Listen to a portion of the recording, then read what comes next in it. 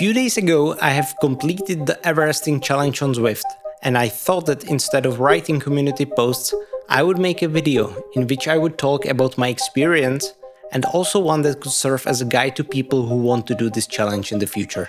So let's get into it. At the beginning, we need to talk about what exactly is Everesting. The official website describes the challenge in the following way. The concept of Everesting is fiendishly simple. Pick any hill, anywhere in the world, and complete repeats of it in a single activity until you climb 8,848 meters, the equivalent height of Mount Everest. The first recorded attempt of this challenge goes back to 1994, when George Mallory rode 8 laps of Mount Donabwang in Australia to honor his grandfather who disappeared on Mount Everest in 1924. With the development of social media and more advanced GPS units, more and more riders try to complete this challenge, and sometime around 2012, Andy van Bergen created the House 500 group, which puts together all the riders aiming to complete this challenge. During the pandemic of COVID-19, the challenge especially grew in popularity, and for the first time, you could also complete the challenge virtually on an online platform like Zwift. Which brings me to a first decision that you need to make when you decide to tackle this challenge. Will you do it inside or outside? Both have their pros and cons, and ultimately, it is up to you which one are you going to do. The outdoor challenge might be more difficult physically, and you need to keep in mind environmental conditions like rain, heat, poor road quality, and darkness. The indoor challenge will be easier physically, but more challenging mentally as there is virtually no mental stimulation.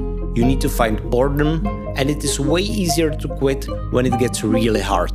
Purists are always going to consider only the outdoor challenge as the true Everesting, but ultimately, this challenge is not a fight for leaderboards. It is about digging way deeper than you thought you could, and believe me, even the indoor version makes you do that very, very well. So don't sweat it too much, and don't get discouraged when someone is going to tell you otherwise.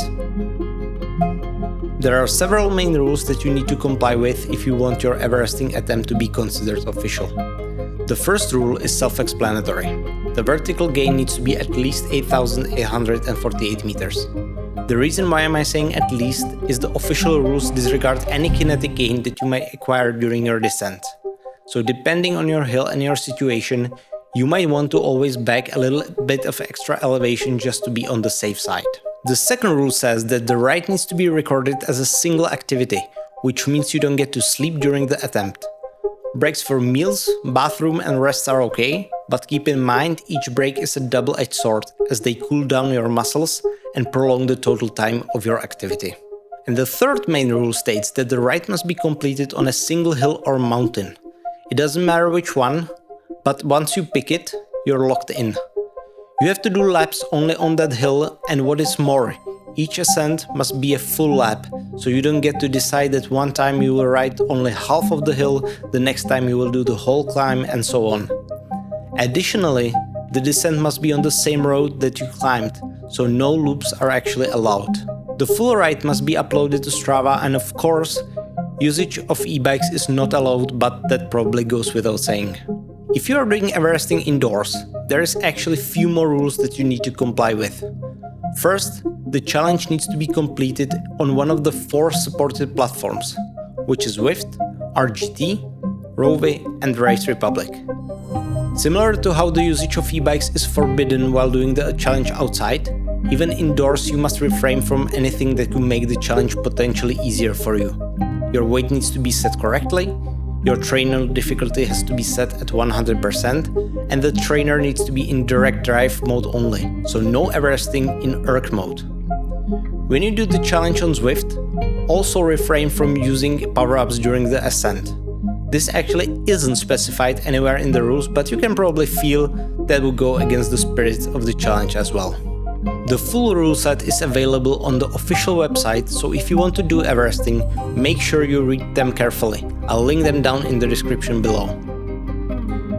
One of the decisions that will influence the success of your mission is the choice of a climb that you will do the challenge on. The main consideration is length and gradient of the hill, and if you are doing Everesting outside, you also need to consider road condition, safety, and accessibility. The gradient of the hill will determine how far you will actually need to ride to complete the challenge. Usually the ride goes beyond 200 kilometers of distance. Only with the very steepest climbs you can complete the challenge with less distance ridden. The main consideration for the hill choice will be A. What climb do you have available? And B. Your weight. The lighter you are, the more efficient you are going to be on steeper climbs. On the other hand, if you are a heavier rider, you might want to select one with lower gradient to take advantage of your high raw wattage.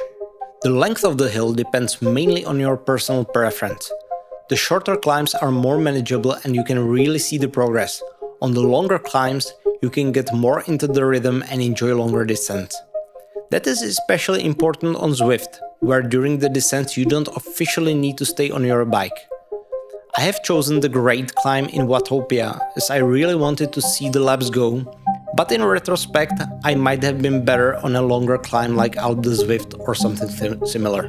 When you are riding outside, consider a climb with good accessibility, as you'll want to park your car very close to the bottom to have a place to store your food and drinks and to have a little rest area as well. Also make sure that the road you will be riding on is free of heavy traffic. Especially by the end you will be very tired and the last thing you want to do is to be involved in any kind of traffic accident. Make sure to consider the surface of the road too, because the worse the surface is, the more difficult the challenge is going to be and the longer it will take you. Unless you are very good, you will be sitting on your bike for 10, 12, 14 or even more hours. The training should therefore reflect that, and you should be focusing mainly on building your endurance and climbing. The usually discussed rule of thumb says that you should be able to comfortably ride your bike for at least 6 hours at a time to be prepared for Everesting. Now, here's a little confession from me. I didn't do that. My longest ride before the challenge was about 3.5 hours long, and my mileage was very far from ideal, as in the month preceding the challenge I've ridden only 650 kilometers.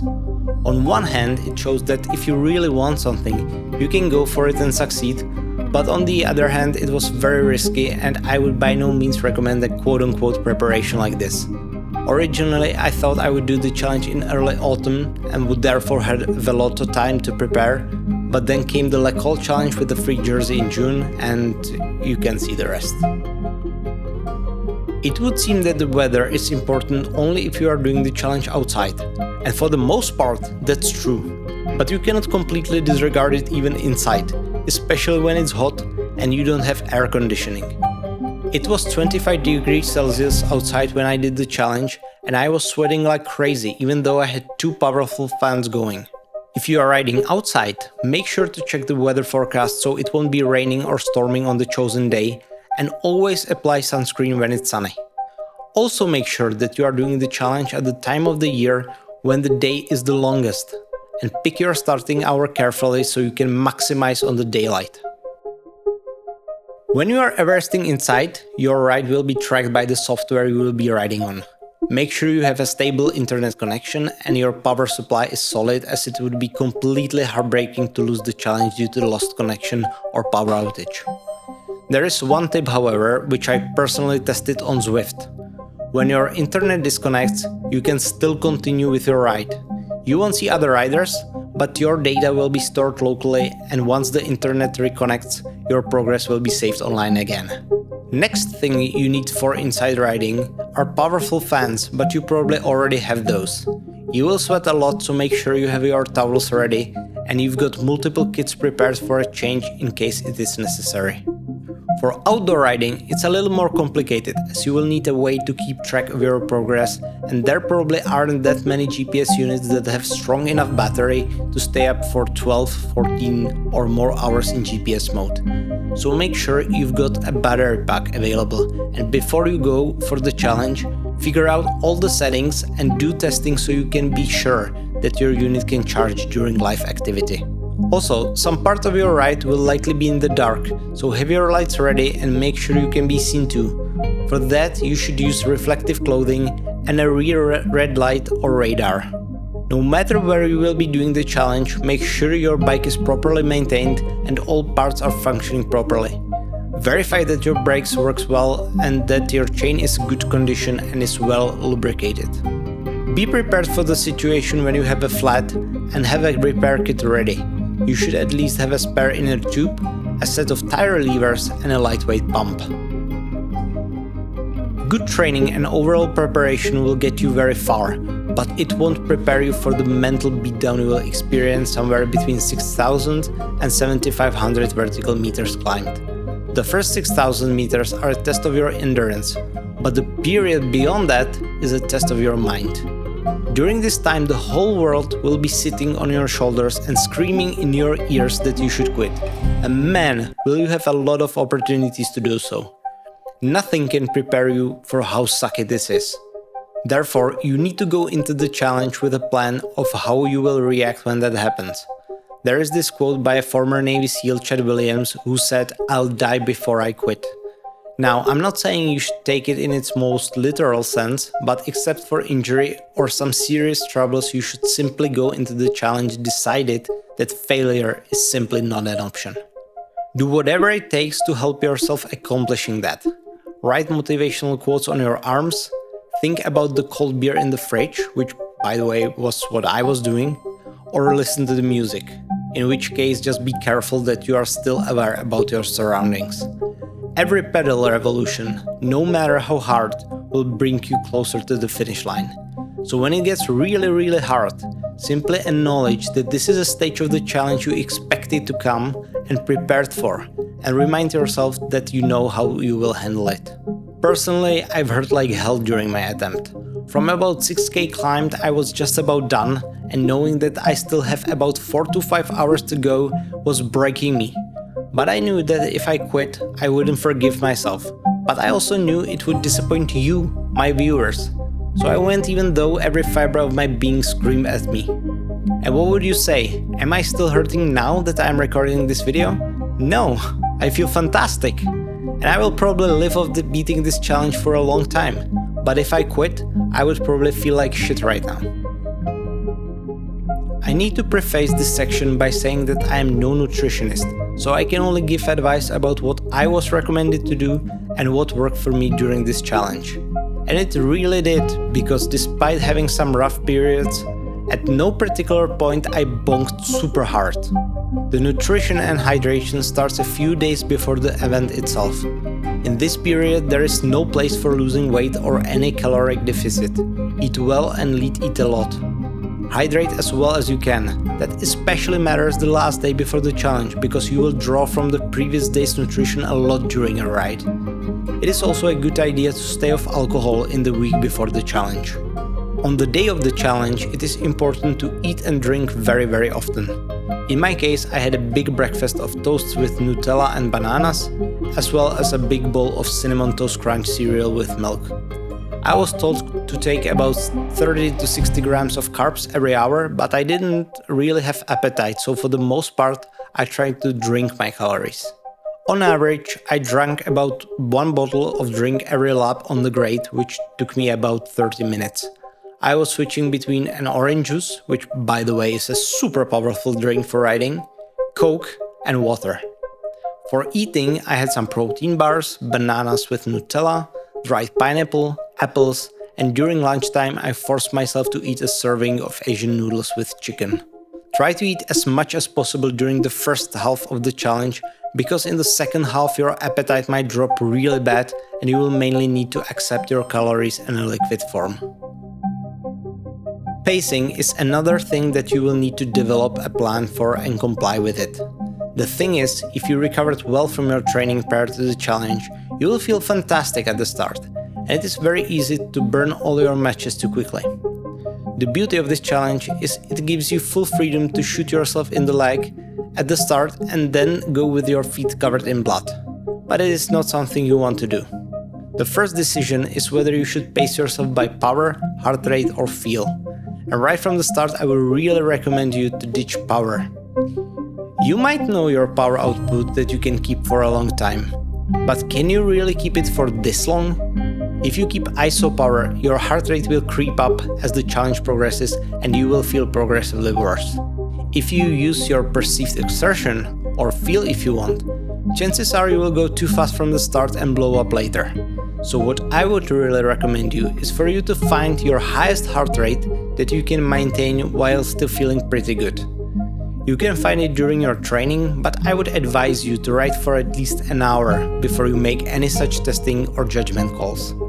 And this is going to be the heart rate you will keep for as much of the challenge as possible.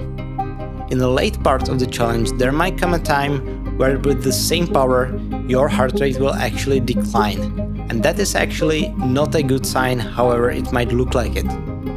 It happens during very heavy fatigue, and for me it came at around 7.5k climbed, and if you force yourself to maintain the same heart rate, you will actually need to work way harder. So if that happens, just go by feel until the end of the challenge. Although you can do this challenge on your own, keep all your supplies in the trunk of your car and climb only in the presence of your thoughts, having any kind of support will help you in an incredible way. The help can be logistical, with your loved ones refilling your bottles, but especially mental. Any kind of distraction will propel you forward and make you forget about your misery for a little while. Obviously, this is way more achievable when you are riding indoors, but even outside you can have friends join you for a few laps or having your family cheering you on the climb. I was incredibly lucky in this regard. I had my wife supporting me throughout the whole event, and since I've streamed it, I had you guys. For almost 15 hours straight, you were distracting me with fun conversations and talks about all possible things. Some of you even joined me for parts of the challenge on the climb, and obviously Franny basically did the full thing with me, which was truly awesome. So that was the part about preparation and execution of the challenge. Now let's go to my experience. Let's start with some stats. I have done 29.5 laps on the great climb in Watopia, and it took me 14 hours and 44 minutes, which translates to almost 30 minutes for a one full lap. I started the challenge at 7:11 in the morning and finished at 10:28 p.m, which means that with all the breaks, the challenge took me 15 hours and 17 minutes. I climbed 9,024 meters and covered 208 kilometers. My average power was 139 watts and my average heart rate was 148 BPM, which almost was spot on when I wanted it to be. I burned 7,000 calories and lost 1 kilogram, which is actually less than I expected, but I hydrated really well, so it probably makes sense. As for my experience, I think it is safe to say that this was by far the hardest physical thing I have ever done. I don't even think racing 2 marathons back to back would come close to this. I felt pretty good until about 5,000 meters climbed, but after that it was becoming progressively worse and worse. And at about 7,000 I had a real crisis. With 3 laps to go, I could already see the finish line, and that drove me forward, so if you can hold together until about 8,000 mark, I would say you are probably safe. I was actually pretty surprised I didn't get too much chafing or saddle sores, and I didn't even use chamois cream, so that's probably a testament to my Lecol bib shorts. They passed the Everesting test really well. I need to be straight with you. After the challenge it was really bad. I didn't have appetite to eat at all, so I just had 2 beers, and before going to bed I got fever and pretty bad chills from exhaustion. I couldn't even sleep well because my body was super sore and was quickly switching between being super hot and sweaty and freezing under the blankets. It is probably not a very healthy challenge, but it's not something you are going to do every day. Would I do this thing again? At this point, no. As much as I like to challenge myself and push myself to the limits, this is probably a little too much. I wouldn't definitely do it again indoors, but if I did, I would consider if the Great is really the best climb to do it. Originally I chose it because I thought that the quicker laps would be a little easier to handle mentally, but in retrospect I feel that Alpe du Zwift might have been a better option after all, if only for the longer distance. I can see myself trying to conquer this outside in the very distant future, but I would need to do it somewhere beautiful, in a climb like Passo Stelvio or Col du Tourmalet or something similar. But all in all, I'm super happy that I did this. I've had my eyes on this ever since I started cycling seriously, and in my opinion, everyone who is competitive in cycling should try it at least once.